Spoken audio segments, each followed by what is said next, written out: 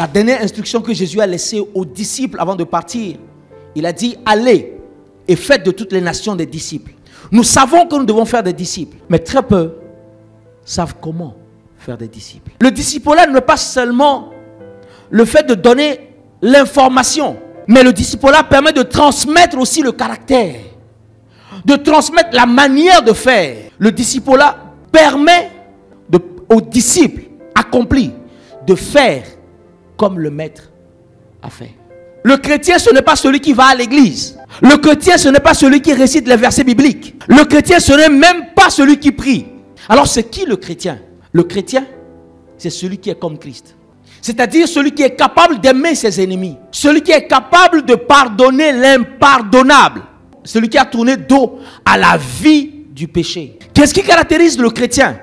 Jésus dit, c'est l'amour. Lorsque Jésus a commencé son ministère, il a tout fait d'appeler 12 disciples.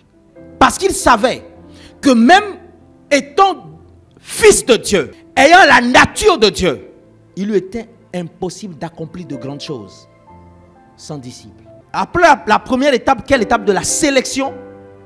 La deuxième étape qui permet de former des bons disciples, c'est l'étape de l'intégration. L'étape où le disciple vit avec le maître. Pas pour avoir la connaissance uniquement, mais pour voir comment est-ce qu'il fait face aux défis. Comment est-ce qu'il répond aux questions. Quelle est sa manière de penser. Quelle est sa vision des choses. Lorsque Jésus fait de quelqu'un son disciple, on voit comment il s'investit dans la relation avec cette personne. Et dans l'église primitive, on va voir deux formes de discipulat ou deux méthodes de discipulat. La première, c'était le discipulat individuel. C'est quoi le discipulat individuel? Le discipulat individuel se caractérise par, comme Jésus l'a fait, l'interaction entre le mentor et son disciple. Ce type de discipulat permet un accompagnement qui est personnalisé, où on n'apprend pas seulement les enseignements théoriques, mais on reçoit des conseils pratiques et surtout on observe un mode de vie. L'une des choses aujourd'hui qui fait que l'église a été affaiblie, c'est qu'on a basé le discipulat sur le fait de suivre des enseignements. Acte 18, verset 24. Voici ce qui est écrit. Je te donne cet exemple rapidement. Acte 18, verset 24. Un juif nommé Apollos, originaire d'Alexandrie, homme éloquent et versé dans les Écritures, vint à Éphèse. Il était instruit dans la voie du Seigneur, fervent d'esprit. Il annonçait et enseignait avec exactitude ce qui concerne Jésus. La Bible dit, au verset 26, il se mit à parler librement dans la synagogue. Aquilas et Priscille, l'ayant entendu, le prirent avec eux et lui exposèrent plus exactement la voie de Dieu. Mais la deuxième forme de discipulat, c'est le discipulat collectif. Le discipulat collectif, c'est lui qui se déroule dans l'église. Ça se déroule par des enseignements corporatifs, des activités de groupe ou des cultes d'ensemble. Mais nous devons nous assurer d'avoir les deux. L'enseignement seul ne suffit pas pour la maturité d'un disciple. Il doit aussi observer la vie d'autres disciples. Nous avons dit que la première étape, c'était l'étape de la sélection. La deuxième étape, c'est l'étape de l'intégration. La troisième étape, une étape tout aussi importante, c'est l'étape de la consécration. Paul nous enseigne cette étape en ces termes. Dans Philippiens 2, verset 22. Je lis à partir du verset 19, pour des raisons de compréhension, verset 19.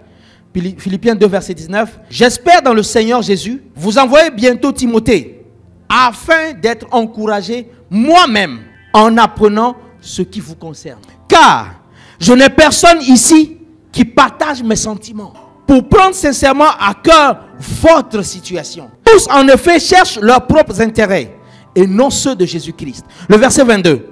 Vous savez qu'il a été mis à l'épreuve. Qui? Timothée. En se consacrant, au service de l'évangile avec moi, comme un enfant avec son père. Le but de discipulat, ce n'est pas la multiplication des disciples. La consécration, c'est le fait de tout donner pour une cause.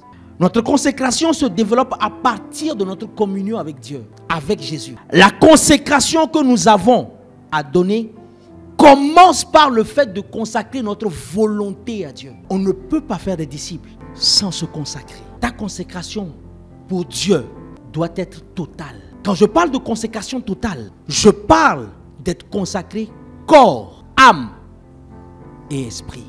Parfois, nous décidons de suivre Jésus, de marcher avec Jésus, mais nous consacrons soit le corps, soit l'esprit, ou encore notre âme. Ce que Dieu veut de nous, c'est une consécration totale. Paul pouvait dire ceci. Dans Romains 12, verset 1, Paul dit, je vous exhorte donc, frères, par les compassions de Dieu. Romains 12, verset 1. Je vous exhorte donc, frères, par les compassions de Dieu, à offrir votre corps, à offrir vos corps comme un sacrifice vivant, saint et agréable. Ce qui sera de votre part un culte raisonnable. D'autres versions disent un culte spirituel. Le véritable culte que Dieu veut, c'est lorsque nous nous consacrons entièrement à lui, sans partage. Et lorsque nous le faisons, le résultat, c'est le revêtement de puissance que Jésus a eu.